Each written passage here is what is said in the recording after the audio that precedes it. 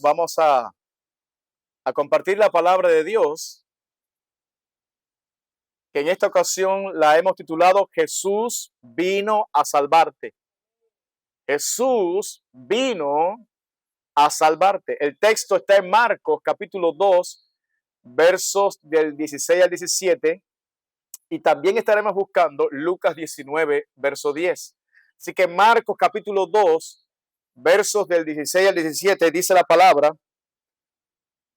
y los escribas y los fariseos, viéndole comer con los publicanos y con los pecadores, dijeron a los discípulos: ¿qué es esto? Que él come y bebe con los publicanos y pecadores. Al oír esto, Jesús les dijo: los sanos no tienen necesidad de médico, sino los enfermos. No he venido a llamar a justos, sino a pecadores. Lucas capítulo 19, verso 10 dice: porque el Hijo del Hombre vino a buscar y a salvar lo que se había perdido. Porque el Hijo del Hombre vino a buscar y a salvar lo que se había perdido. Amén. Cuando Cristo vino por primera vez a esta tierra, todos sabemos que viene por una segunda ocasión, ¿verdad? Pero cuando Él vino la primera vez a esta tierra, la escena religiosa en la nación de Israel estaba dominada por los escribas y los fariseos. Ellos eran los maestros religiosos del pueblo y se habían encargado de enseñarle al pueblo que cuando el Mesías apareciera, los iba a librar del yugo romano. Ustedes saben que estaba el imperio romano dominando en aquella época y la nación de Israel estaba en las manos de ese imperio. Así que ellos enseñaban al pueblo: cuando el Mesías aparezca nos va a librar del yugo romano. Así que la visión que tenían del Mesías era la de un guerrero militar. Un guerrero militar. Un genio militar que destruiría a los romanos y establecería el reino de Israel de vuelta en la tierra. Un reino, por cierto, creían ellos, que sería la cabeza de todas las naciones. Así que en lugar de Roma, ellos dicen: cuando venga el Mesías, nosotros, además de ser libres de ese yugo, vamos a ser la primera potencia del mundo, la cabeza de las naciones. Esa era la visión que tenían los escribas y fariseos y que se habían encargado de establecerla en el pueblo de Israel acerca del Mesías. Pero resulta, hermanos, que llegó el Mesías y comienza a decir algo que no encaja con lo que ellos pensaban acerca del Cristo, ¿verdad? Porque llega Jesús, el Mesías, el Cristo, que es lo mismo. Mesías es una palabra en hebreo que significa lo mismo que en griego, que es Cristo, ¿verdad? El rey ungido. Y Cristo llega y comienza a decir algo muy contrario a lo que aquellos maestros religiosos estaban enseñando, porque él dijo: los sanos no tienen necesidad de médicos, sino los enfermos. No he venido a llamar a justos, sino a pecadores. Y luego dice: porque el Hijo del Hombre vino a buscar y a salvar lo que se había perdido. Lo que se había perdido. Por esa razón, mis amados, mientras los fariseos rechazaban a Cristo, los publicanos y los pecadores venían en masa para oír las enseñanzas del Señor. Mientras los fariseos acudían a Cristo para tentarlo, ¿verdad?, para agarrarlo en una palabra fuera de la ley, sin embargo, los pecadores se acercaban a Cristo no solamente para ser sanos, sino también para recibir el perdón de todos sus pecados. Por esa razón, Jesucristo le dijo a los principales de los escribas y fariseos: de cierto os digo que los publicanos y las rameras van delante de vosotros al reino de Dios. Ustedes están perdiendo el reino de Dios. Pero los pecadores, esos que ustedes tanto desprecian, ellos van delante de ustedes al reino de Dios. Así que, hermanos, acudir a Jesús por el motivo equivocado es privarse de entrar al reino de Dios. Y yo pregunto, ¿acaso hay algo más grande que recibir el perdón de Dios de todos los pecados y ser salvos de la ira venidera? ¿Acaso hay algo más grande que eso, hermano? Jesucristo dijo, ¿de qué le vale al hombre que ganar el mundo entero y perdiera su alma? ¿De qué le vale a estos millonarios tener tantos millones si cuando se vayan de esta tierra no se pueden llevar esos millones y no pueden comprar su entrada al reino de los cielos? ¿De qué les sirve? Y yo temo, mis amados hermanos, que en el día de hoy pase o pasa lo mismo que en los días de Cristo, que aquellos escribas y fariseos querían un Mesías guerrero que los librara del yugo romano y que estableciera el reino de Israel. Y así en el día de hoy hay muchos que acuden a la iglesia por el motivo equivocado. Vienen a Jesús por el motivo equivocado. Hay muchos que vienen para que Jesús les resuelva ciertos problemas de la vida temporal. Así hemos conocido nosotros que las personas acuden a Cristo cuando van a cruzar la frontera entre México y Estados Unidos.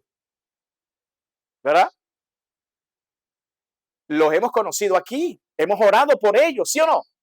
Hemos orado por esas personas. Y Dios ha hecho el milagro, pero después que Dios hace el milagro, ¿qué pasa? Se olvidan, lo hemos visto, hermano. Hemos tenido la experiencia aquí, ¿verdad? Hemos clamado por esa gente. Acuden a Jesús, líbrame, Señor. Hazme pasar la frontera. El Señor hace el milagro. Y cuando pasan, bye bye, Jesús. ¿No? Hay gente que viene a Jesús para ser sanado de una enfermedad. Jesús los sana de esa enfermedad. Y luego que los sana, bye bye, Jesús. Yo recuerdo en Cuba, hermano, una señora que me pidieron que orara por ella porque tenía problemas gravísimos en su columna. Tenía que ir de la isla a La Habana para ser operada. Y un dolor, y lloraba la señora. Y oramos por ella, hermano. Oramos por ella. Y el Señor la sanó instantáneamente ese día. El Señor la sanó. Fue a La Habana, supuestamente a operarse. Y cuando llegó le dijeron, ¿qué tú haces aquí? Tú tienes una columna nueva. Y cuando la señora regresó, ¿qué ustedes creen que hizo? Levantó un altar a San Lázaro de este tamaño. ¿Ah? La gente acude a Jesús por el motivo equivocado. Incluso yo he conocido personas que vienen a la iglesia para buscar una pareja, sobre todo jóvenes, ¿no? Eso lo he visto. Y mire, hermano, yo quiero aclararle, no es que yo esté en desacuerdo de que usted venga a Cristo por alguno de estos motivos y le ruega al Señor. No, yo no estoy en desacuerdo de eso. Lo que yo quiero decirles esta tarde es que Jesucristo vino por algo mucho más grande que eso. Que Jesús vino por un motivo más sublime que eso. Que Jesús vino por un motivo eterno, alabado sea Dios, que no son nuestros problemas temporales. Jesús dijo, los sanos no tienen necesidad de médicos, sino los enfermos. No he venido a llamar a justos, sino a pecadores. Porque el Hijo del Hombre vino a buscar y a salvar lo que se había perdido. ¿Qué significan estas palabras de Cristo? Bueno, eso es lo que nosotros queremos abordar con su gracia en el día de hoy. Frecuentemente, nuestro Señor Jesucristo usaba ilustraciones naturales para explicar verdades espirituales. Por eso Él le dijo a los escribas y fariseos, los sanos no tienen necesidad de médico, sino los enfermos. ¿Verdad? Bueno, ¿y qué significaba entonces esa frase? El propio Jesús lo dijo, no he venido a llamar a justos, sino a pecadores. En otras palabras, Jesús dice aquí que los enfermos, ¿quiénes son? Los pecadores. Los pecadores, ¿verdad? ¿Y los sanos quiénes son? Bueno, son todos aquellos que no se consideran pecadores. No se consideran pecadores. Los fariseos, amados, se creían tan santos, se creían tan justos y se creían tan buenos que no se consideraban como pecadores. Fíjese. Y a este tipo de personas así, Jesucristo les llama los sanos, ¿no? Entre comillas, los sanos. Bueno, por lo tanto, dice Cristo que Él no vino por ellos. Dice, yo vine por los enfermos. Yo no vine por aquellos que se consideran sanos. ¿Tú crees que estás sano, hijo? Sí, pues no tengo nada que hacer en ti. Yo vine por los que están enfermos. Alabado sea Dios. Los enfermos son todos aquellos que saben que han pecado contra Dios y saben que solamente Dios los puede ayudar. Esos son los enfermos. Aleluya. Los que reconocen que tienen necesidad de Dios y los que acuden a Dios para ser levantados, para ser librados de sus pecados. Esos son los enfermos. Y Cristo dice, yo soy su médico. Yo soy su médico. Alabado sea Dios. Cristo dice, yo vine a sanarlos, a esos. Yo vine a traerles sanidad. Alabado sea Dios. ¿Cuánto alaban al Señor? Por esa razón algunos dicen que la iglesia es un hospital, donde vienen los que están enfermos del alma, para ser sanados por Cristo. ¿Cuántos se consideran de esos, hermanos? Pero la pregunta aquí es la siguiente. ¿Será acaso que los fariseos tienen razón? ¿Será acaso que existen personas sanas que no tienen pecado? Absolutamente no. Absolutamente no. La Biblia es muy clara y ella dice, por cuanto todos pecaron y están destituidos de la gloria de Dios. Todos los seres humanos han pecado y están destituidos de la gloria de Dios. Pero la Biblia dice más. Escuche el diagnóstico que la Biblia da acerca de todos los seres humanos. Lo leímos al principio, Romanos capítulo 3, verso 10 al 12. Mire el diagnóstico que da la Biblia acerca de todos los seres humanos. Dice, como está escrito, no hay justo ni aun qué, ni aun uno. No hay quien entienda.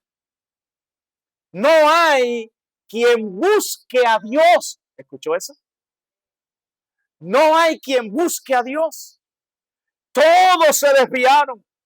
A una se hicieron inútiles. No hay quien haga lo bueno. No hay ni siquiera uno. Entonces, si la palabra de Dios dice eso y los fariseos conocían bien la Biblia, ¿verdad? ¿Por qué razón se consideraban ellos como que eran personas justas?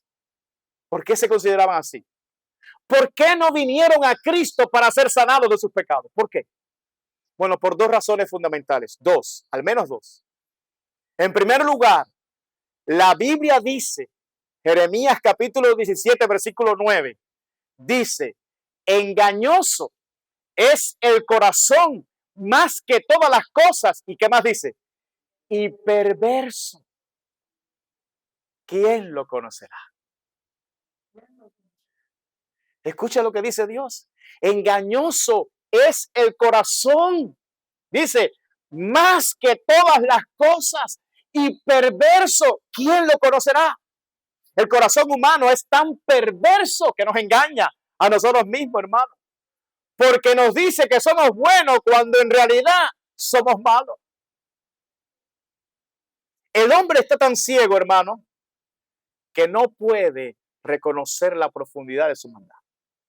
No puede. En segundo lugar, los escribas y fariseos eran hipócritas. hipócritas. ¿Por qué?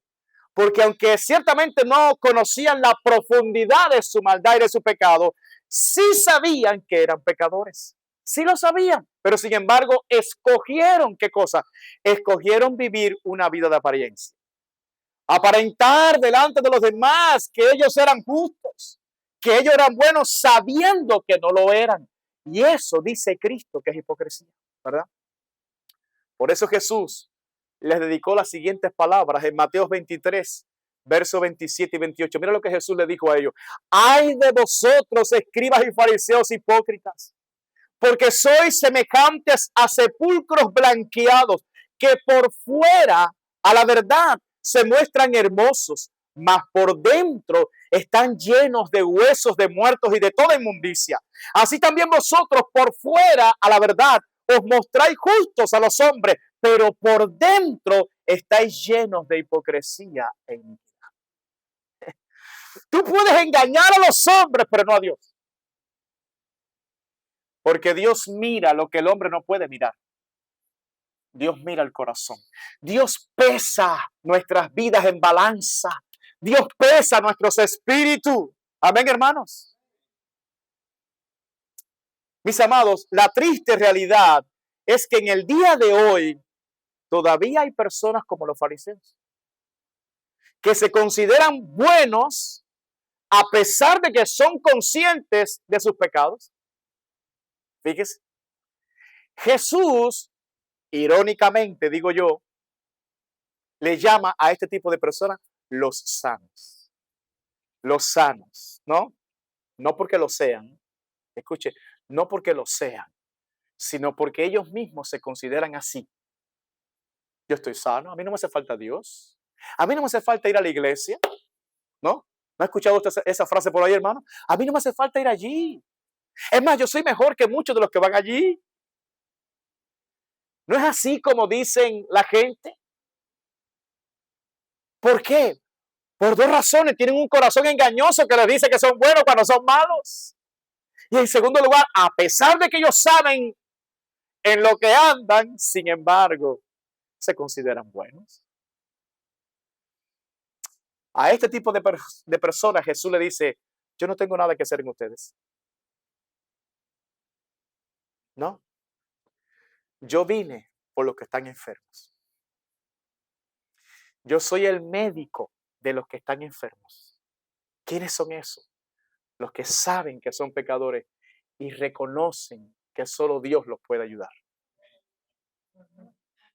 Para que usted pueda entender, amados hermanos, el problema que tenían estos fariseos, que no era otra cosa que se consideraban a sí mismos justos, se consideraban como que eran buenos. Para que usted pueda entender la profundidad de su engaño, Jesucristo nos da una parábola en Lucas 18, versos 9 al 14. Mira lo que Jesús dice aquí.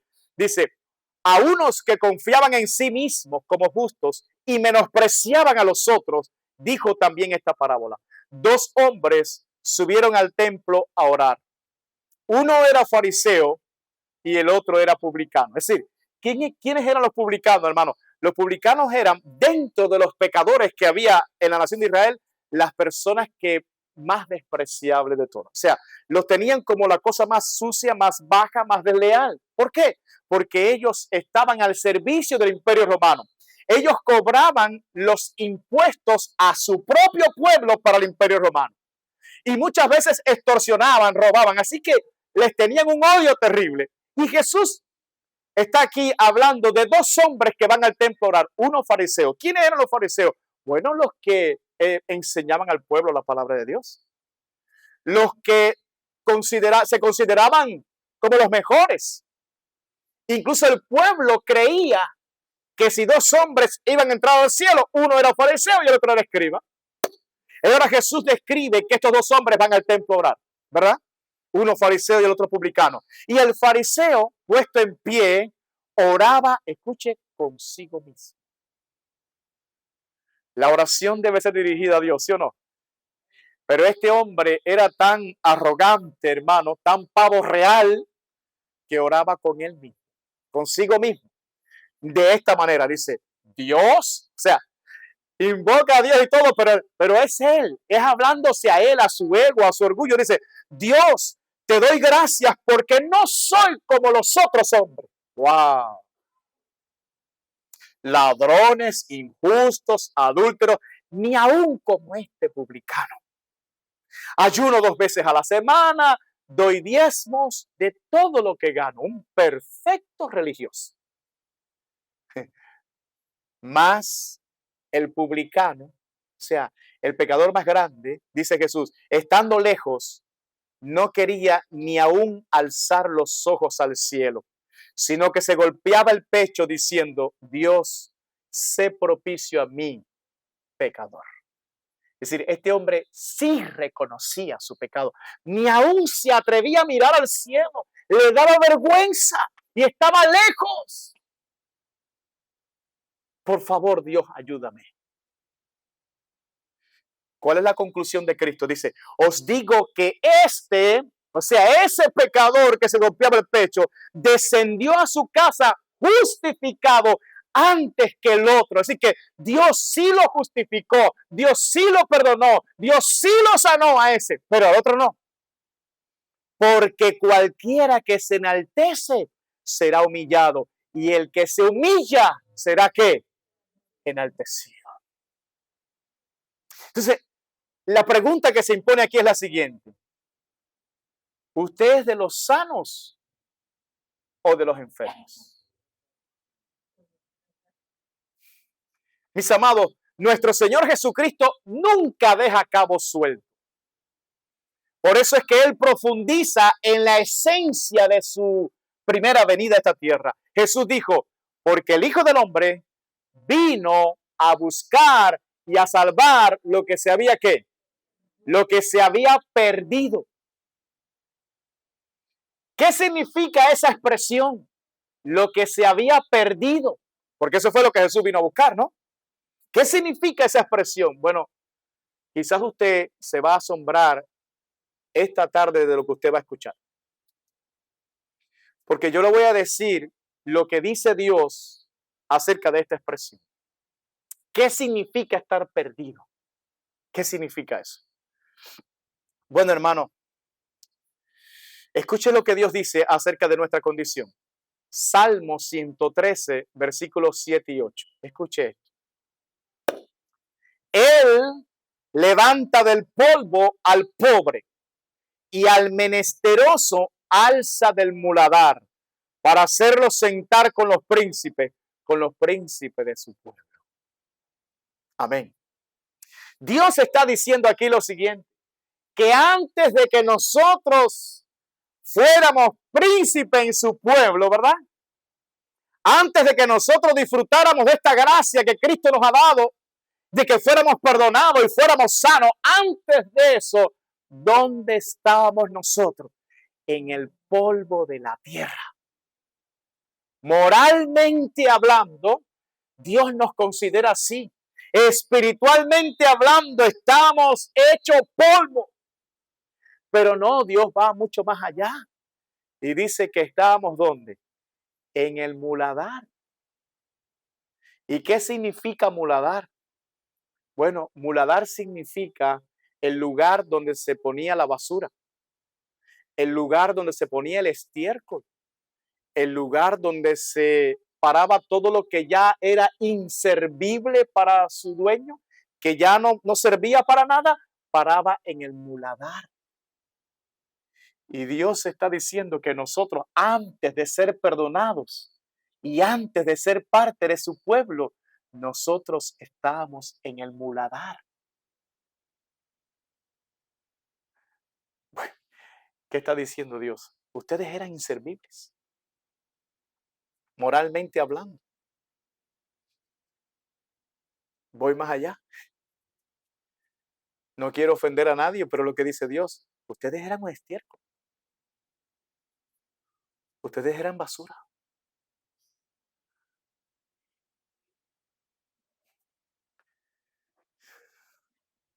Mis amados, nuestra condición era tan terrible antes de venir a los pies de Cristo que el propio Jesús nos brinda una ilustración perfecta para que nosotros sepamos cuál era nuestra condición. Escuche, Lucas capítulo 16, verso 19 al 21 dice, había un hombre rico que se vestía de púrpura y de lino fino y hacía cada día banquete con esplendidez. Y había también un mendigo llamado Lázaro que estaba echado a la puerta de aquel lleno de llagas y ansiaba saciarse de las migajas que caían de la mesa del rico, y aún los perros venían y le lamían las llagas. La misma palabra usada aquí por Jesucristo para mendigo es la misma palabra que usó en el famoso Sermón del Monte cuando Cristo dijo, bienaventurados los pobres en espíritu, porque de ellos es el reino de los cielos. Esa palabra pobre allí es la misma palabra que Jesús usa aquí para mendigo. Y Jesús está diciendo que solamente los pobres en espíritu, los mendigos, entrarán en el reino de los cielos. ¿Qué es lo que quiere decir Jesús? Que Dios considera nuestra condición espiritual como mismo estaba ese mendigo llamado Lázaro. ¿Cómo estaba ese hombre? Era un mendigo, o sea, era la expresión de pobreza más grande, porque hay pobres que más o menos se pueden valer. No, pero este no podía valerse para nada. Estaba echado allí a la puerta del rico, ansiando saciarse de las migajas que caían de la mesa del rico, pero ni siquiera tenía migajas. Era solamente un deseo, pero ni siquiera eso. Estaba lleno de llagas y los perros venían y le lamían las llagas. Ese cuadro es el que Cristo describe del ser humano antes de ser sano.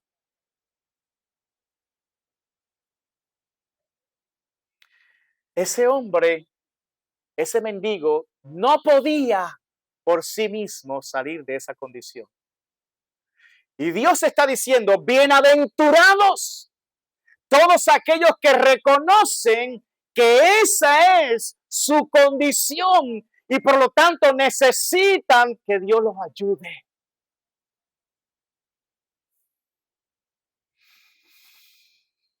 La pregunta que se impone aquí es la siguiente. Escuche, ¿realmente tú te consideras así?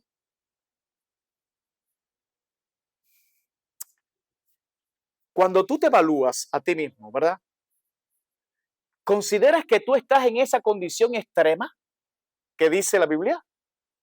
No.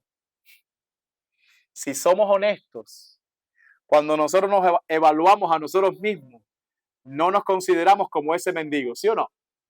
¿Cómo nos vemos nosotros?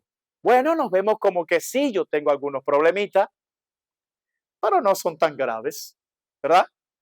Yo tengo algunas situaciones, de vez en cuando se me va la zapatilla, ¿no? Y meto un grito y esto, lo otro, pero es algo sencillo.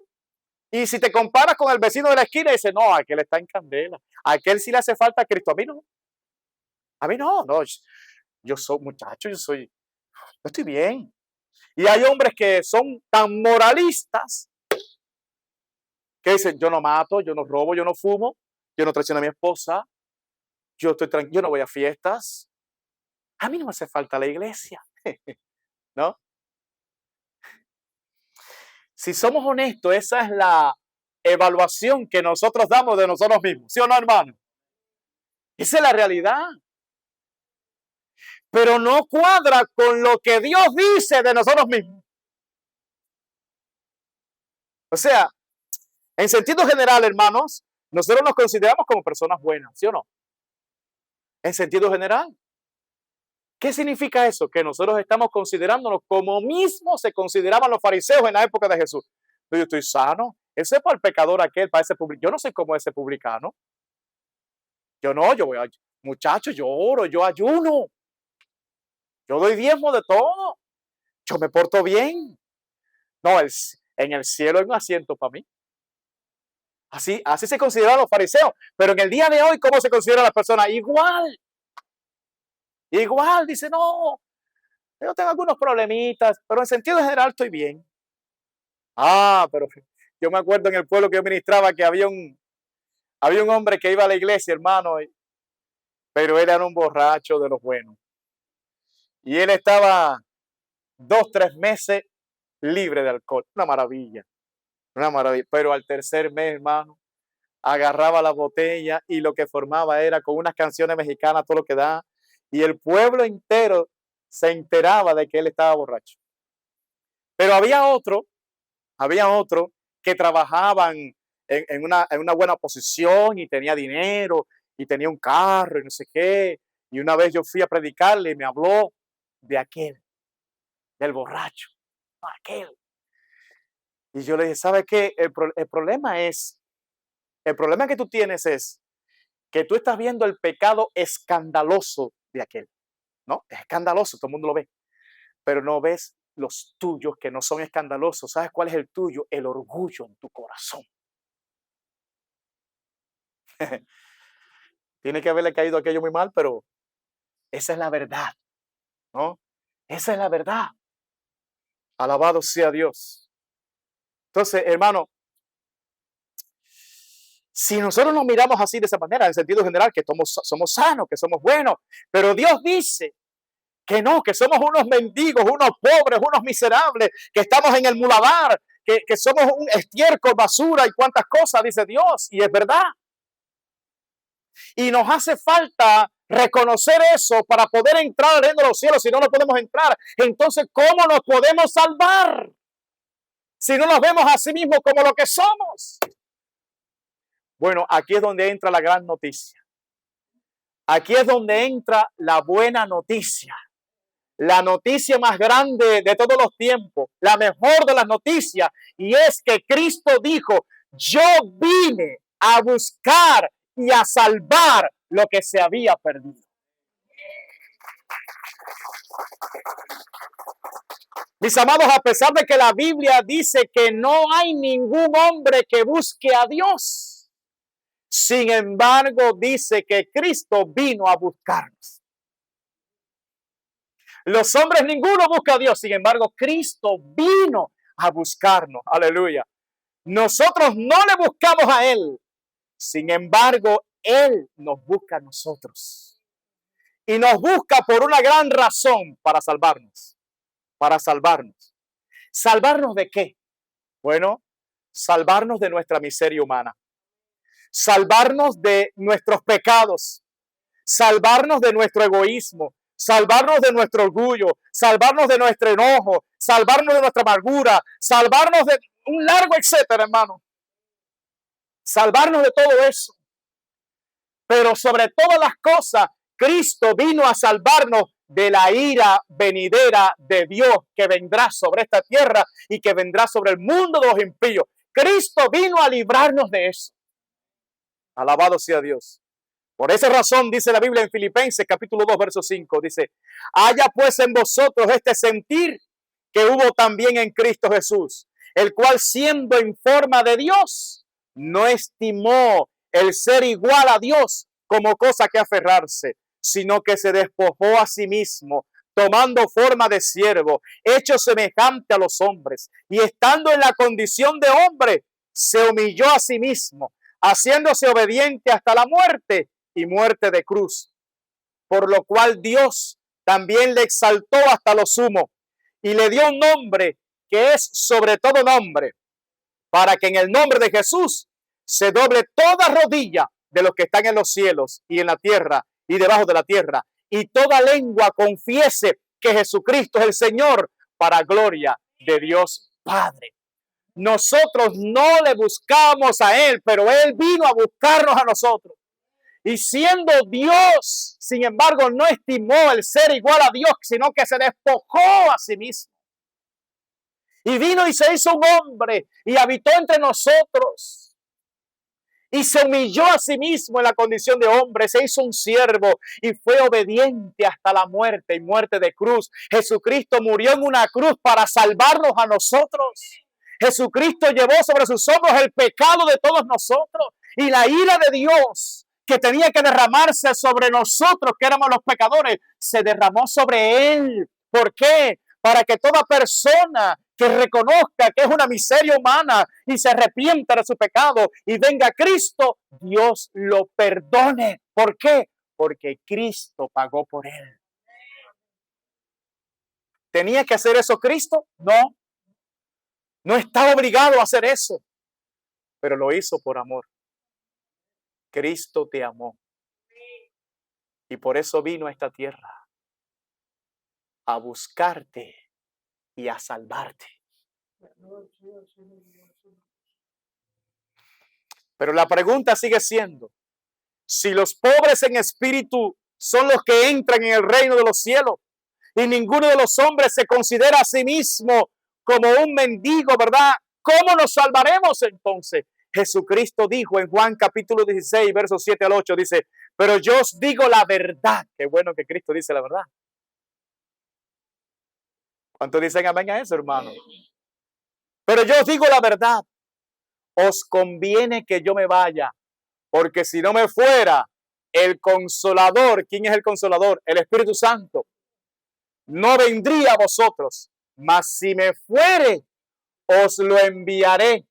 Y cuando Él venga, es decir, el Espíritu Santo, convencerá al mundo de pecado, de justicia y de juicio. Solo el Espíritu Santo nos puede convencer de nuestra miseria humana. Nosotros no podemos. Nosotros nos miramos y decimos, no, yo soy bueno, ¿verdad? Yo soy bueno. Pero cuando el Espíritu Santo viene y comienza a tratarnos, ¿sabe qué? Él abre los ojos de nuestro entendimiento y nos hace mirar nuestro corazón y nos hace acordarnos de todos nuestros pecados. Y viene a nuestra memoria todos los enojos que hemos tenido, toda la amargura que hemos tenido. Viene a nuestra memoria los abortos que hemos tenido. Viene a nuestra memoria que nos peleamos con nuestros padres. Viene a nuestra memoria cuántos pecados vienen. Y cuando tú comienzas a contemplar por el Espíritu Santo todo eso, Él te convence que realmente eres una miseria humana.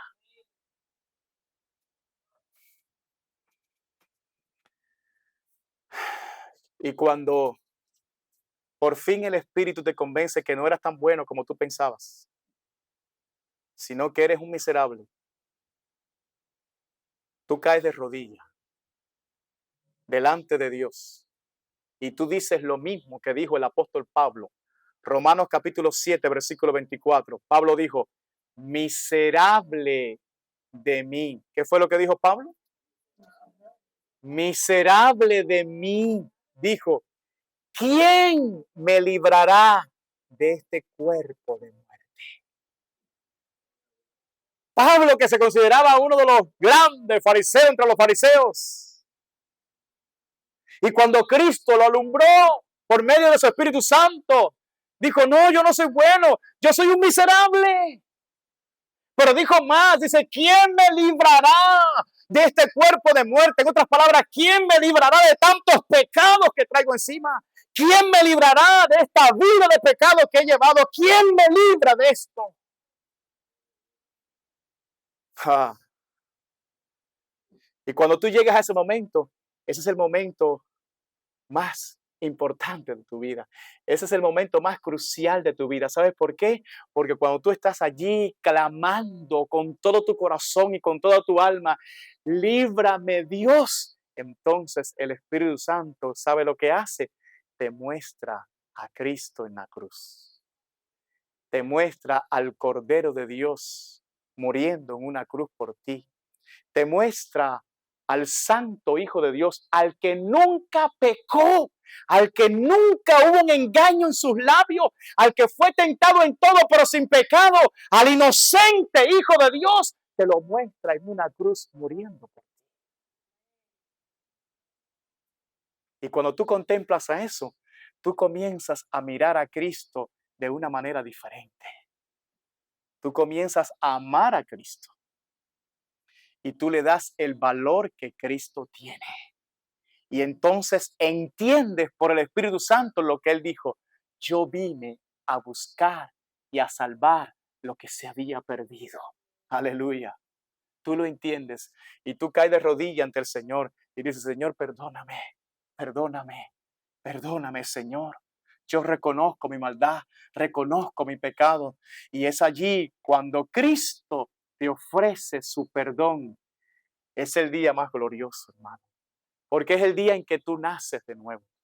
Es el día en que el Señor arranca de ti esa naturaleza vieja y pecaminosa y hace de ti una nueva criatura.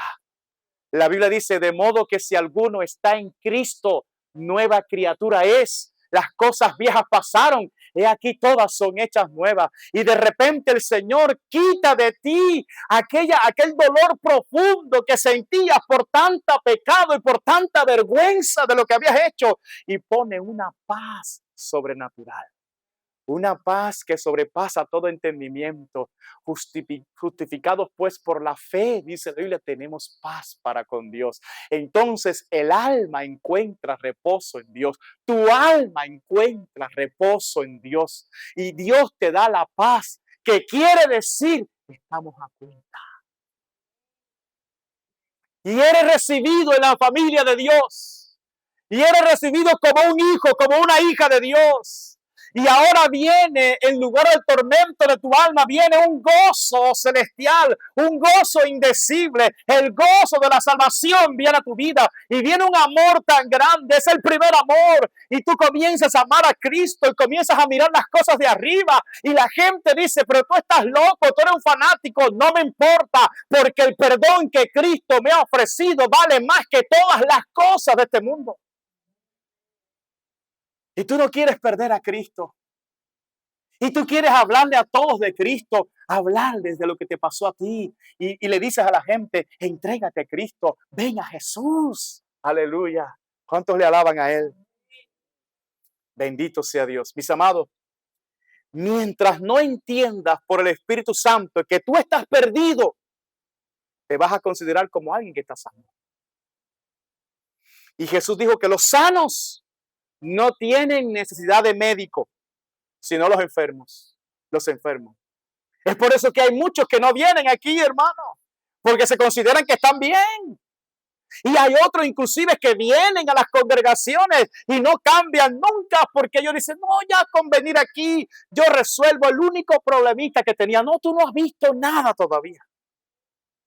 El día que el Espíritu Santo te corre la cortina y te haga ver la miseria humana que eres, ese día tú vas a caer de rodillas delante de Dios.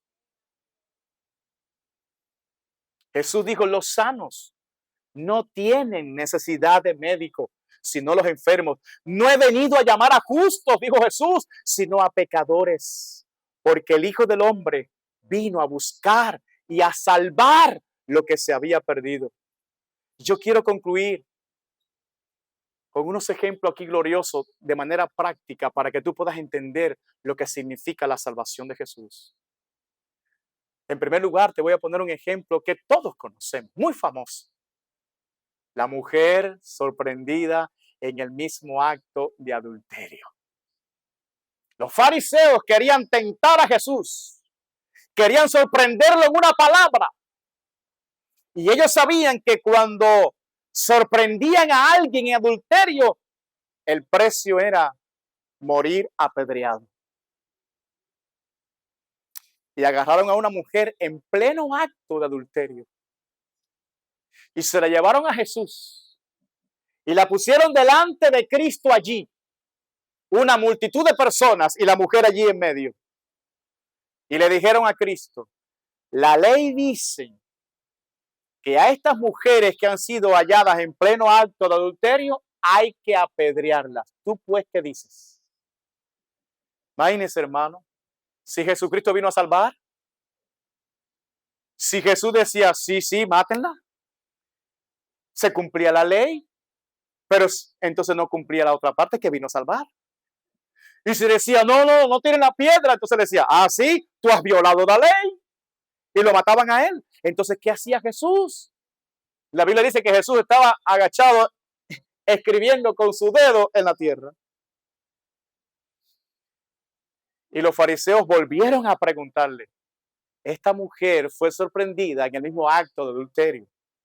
La ley dice que hay que apedrearla, que hay que matarla. ¿Tú pues qué dices?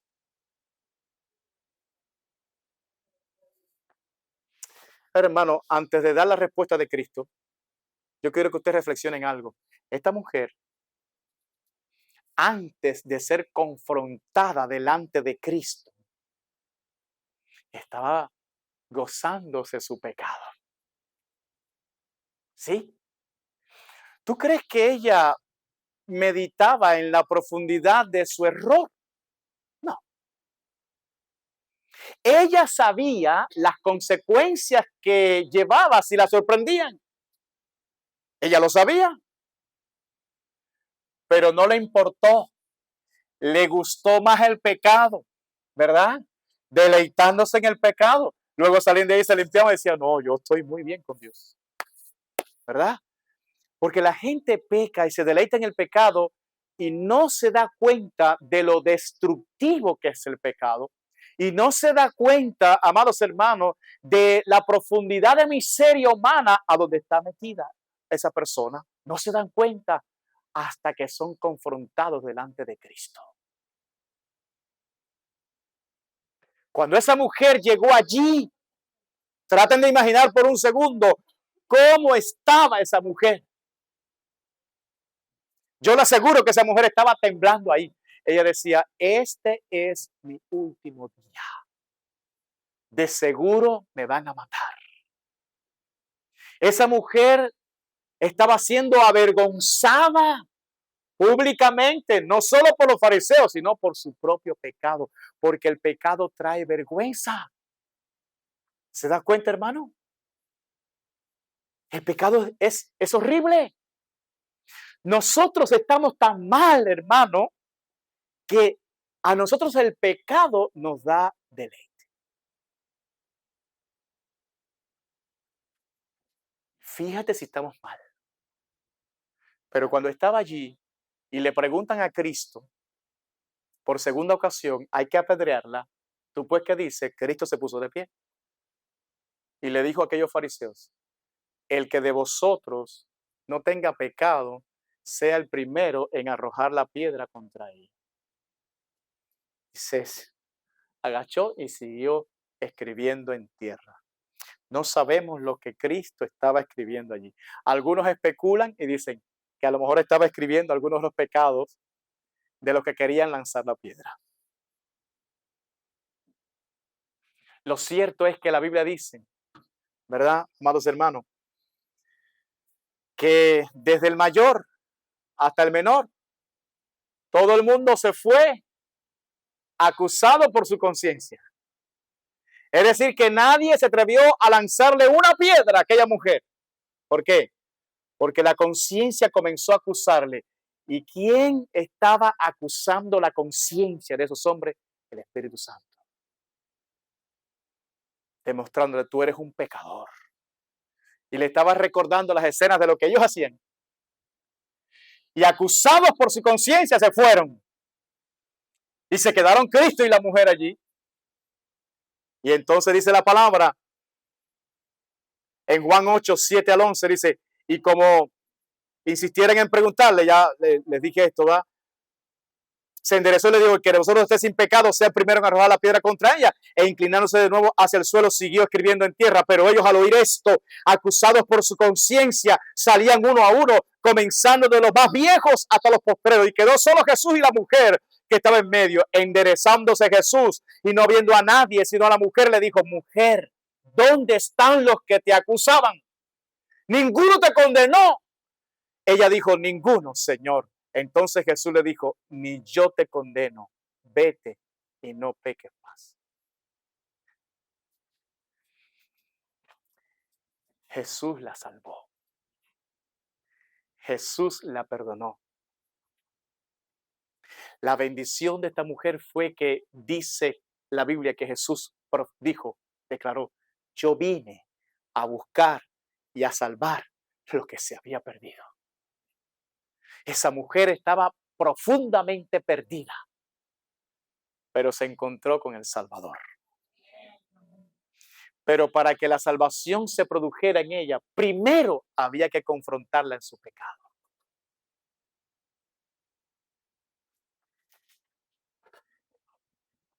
¿Qué ustedes creen? ¿Esa mujer se arrepintió o no? ¿Usted quiere ser salvo por Jesús? Usted tiene que arrepentirse de su pecado. Permita que Dios pueda mirar profundamente en su corazón y que usted pueda ser libre de ese pecado. Y entonces obtendrá la salvación que Cristo ofrece, porque Cristo vino a buscarte y a salvarte a ti. El segundo caso rapidito que voy a poner aquí, Marcos capítulo 5, verso 1 al 13. Vinieron al otro lado del mar, a la región de los Gadarenos, y cuando salió él de la barca, enseguida vino a su encuentro de los sepulcros un hombre con un espíritu inmundo que tenía su morada en los sepulcros, y nadie podía atarle ni aún con cadenas, porque muchas veces había sido atado con grillos y cadenas, mas las cadenas habían sido hechas pedazos por él y desmenuzado los grillos, y nadie le podía dominar. Y siempre de día y de noche andaba dando voces en los montes y en los sepulcros e hiriéndose con piedras. Cuando vio pues a Jesús de lejos, corrió y se arrodilló ante él y clamando a gran voz dijo: ¿qué tienes conmigo, Jesús, Hijo del Dios Altísimo? Te conjuro por Dios que no me atormentes, porque le decía: sal de este hombre, espíritu inmundo. Y le preguntó: ¿cómo te llamas? Y respondió diciendo: Legión me llamo, porque somos muchos. Y le rogaba mucho que no lo enviase fuera de aquella región. Estaba allí cerca del monte un gran hato de cerdos paciendo, y le rogaron todos los demonios diciendo: envíanos a los cerdos para que entremos en ellos. Y luego Jesús les dio permiso. Y saliendo aquellos espíritus inmundos, entraron en los cerdos, los cuales eran como 2000, y el hato se precipitó en el mar por un despeñadero, y en el mar se ahogaron. ¿Qué tenemos aquí? Un hombre poseído por cerca de 2000 demonios. Dice que vivía en los sepulcros, hiriéndose con piedra, dando voces todo el tiempo. ¿Y qué hacían los hombres con él? Le ponían grillos, le ponían cadenas.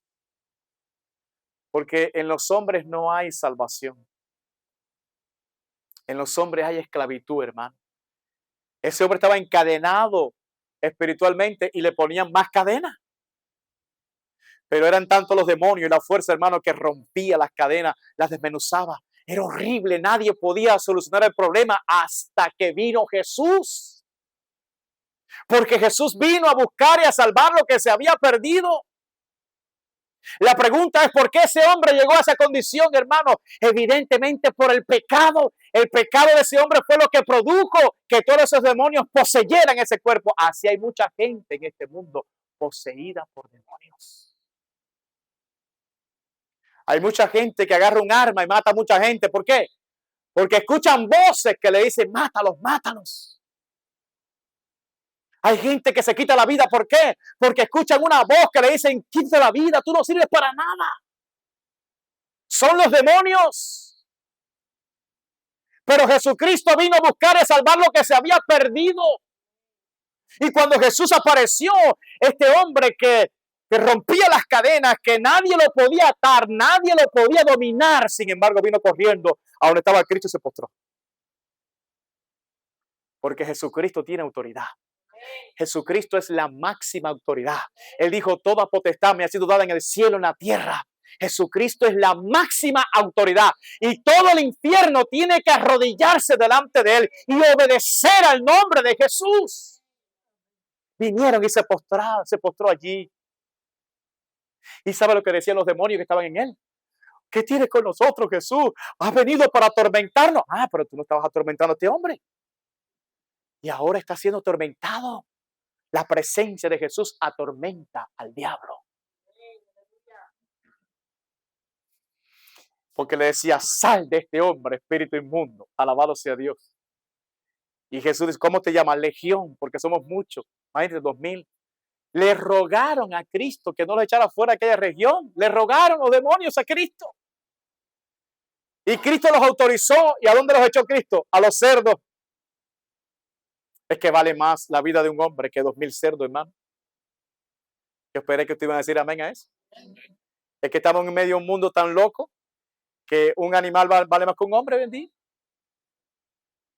Un gato vale más que un hombre, un perro vale más que un hombre en el día de hoy. Pero 2000 cerdos no valían más que un hombre según Jesús. Y los demonios fueron para aquellos cerdos y agarraron todo ese hato de cerdo y lo precipitaron en el mar, se ahogaron en el mar. Y los que estaban cuidando los cerdos, dice la Biblia, mira lo que pasó. Los que estaban cuidando los cerdos, en verso 14 dice, y los que apacentaban los cerdos huyeron y dieron aviso en la ciudad y en los campos y salieron a ver qué era aquello que había sucedido. Y vienen a Jesús y ven al que había sido atormentado del demonio y que había tenido la legión sentado, vestido y en su juicio cabal, y tuvieron miedo.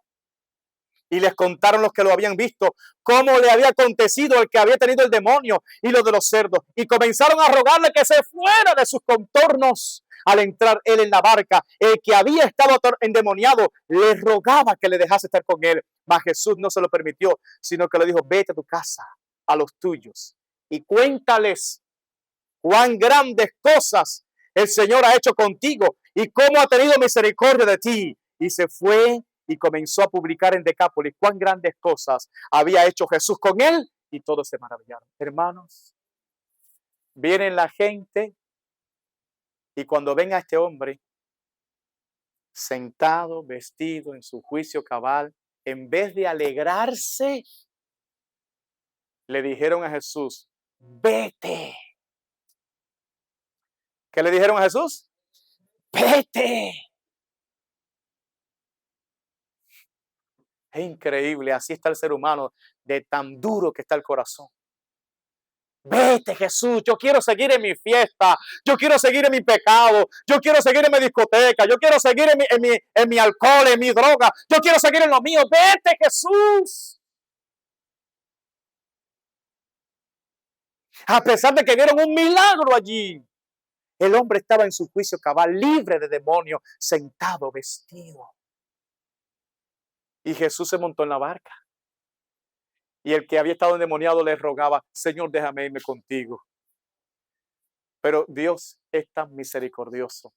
Jesús es tan misericordioso que le dijo, no, vete a los tuyos y cuéntales cuán grandes cosas Dios ha hecho contigo y cómo ha tenido misericordia de ti. Y él se fue a Decápolis. ¿Sabe lo que significa Decápolis? 10 ciudades. Y comenzó a publicar lo que Jesucristo había hecho con él. Y dice que todos se maravillaban. ¿Por qué? Porque todo el mundo lo conocía. Todo el mundo sabía quién era, ¿verdad? Y ahora lo ven diferente, lo ven transformado, lo ven cambiado. Porque en eso consiste la salvación de Jesús, que tú pudiste haber hecho lo que fuera en el mundo, pero cuando Cristo te salva, te transforma. Y todos saben que tú fuiste cambiado, todos saben que tú fuiste transformado, todos lo saben. Y el hombre obedeció y predicó el evangelio. Y todo el mundo se maravillaba. Es verdad, este hombre yo lo conocí. Este hombre era un demonio. Pero ahora nos sorprendemos de esas palabras que salen de su boca. Nos sorprendemos que está, mira, vestido en su juicio cabal, un hombre decente. Aleluya. Eso es lo que Jesucristo quiere hacer contigo hoy. Póngase de pie, por favor. Aleluya.